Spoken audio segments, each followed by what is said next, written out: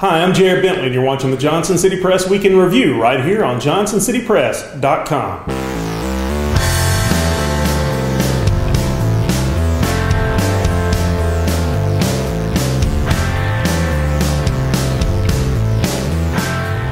We were once again faced with a horrible mass shooting this past week, this time at a high school in Florida. A 19-year-old ex-student walked into school in Parkland, Florida, and took the lives of 17 people. Nicholas Cruz legally purchased the AR-15 rifle used in the assault and participated in paramilitary drills with a white nationalist group called the Republic of Florida before taking the rifle to Marjory Stoneman Douglas High School, where he put that training to use.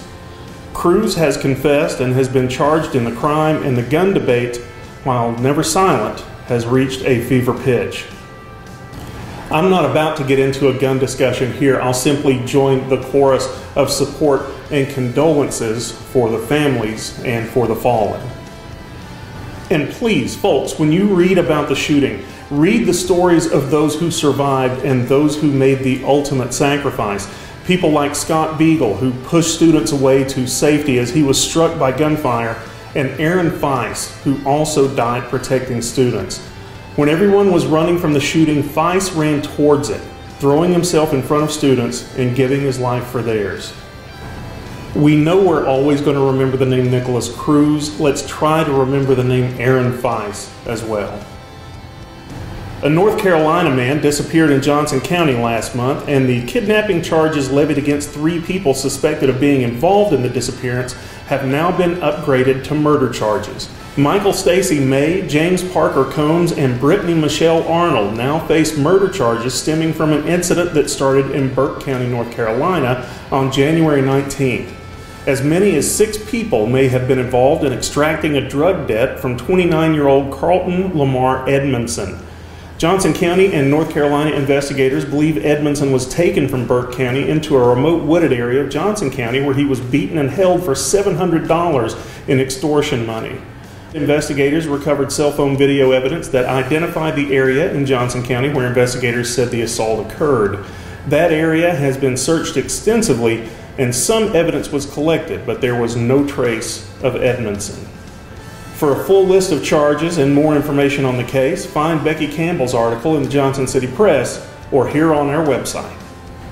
Tennessee Rep. Marsha Blackburn's campaign said on Tuesday that anyone who thinks she can't win the general election for the Senate race in Tennessee is a plain sexist pig. Campaign spokeswoman Andrea Bozek released the statement after reports that some Republicans are encouraging U.S. Senator Bob Corker not to retire over fears that Democrats will win the seat. A Corker spokeswoman said Tuesday the senator is listening closely. Whoever decides to run, if they make it past the primary, will more than likely face off against former Democratic Governor Phil Bredesen in the Senate general election matchup. Several polls have found Blackburn leading at this point, while others found Bredesen with the advantage. Blackburn will face former Republican U.S. Rep. Stephen Fincher in the August GOP primary. Hurricane Harvey hit Texas with a vengeance this past summer, and parts of the state were devastated. Fresh water was scarce and people were in need, and that's when a local 13-year-old stepped up. Over a period of 2 weeks in September, Derek Onks collected and donated 43,000 pounds of water for people in need.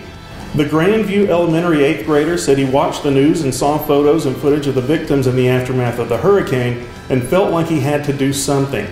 His parents urged him to pray for the victims, but Derek needed to do more, starting a water drive and spreading the word in his school, church, and on social media. The water went to a church distribution center in Houston, and most of the water went to an orphanage and displaced people who were involved in foster care. Since Derek's water drive, he's been honored at the Jonesboro Board of Mayor and Aldermen and Washington County Board of Education meetings, and he will travel to Franklin next month to represent Washington County in the Governor's Volunteer Stars Award. The award recognizes young people from all 95 counties in the state for their volunteerism. Congratulations, young man, and thank you. And thank you for watching. This has been the Week in Review right here on jcpvideo.com.